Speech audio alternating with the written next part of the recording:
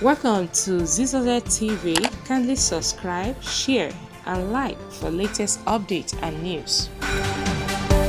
The Mayegun of Yorubaland, King Wasiu Ayinde, Omogbola Omasha, has lost his adopted father, Mefu of Igan Otumba Samson Aremu Rufai, a prominent community leader in Agoiwoye.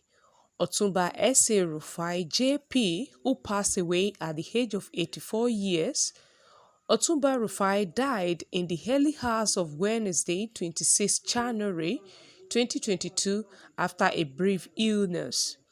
He was the Mefu of Igan Quarter, one of the 8 quarters in Agoiwoye, and reigned for 43 years.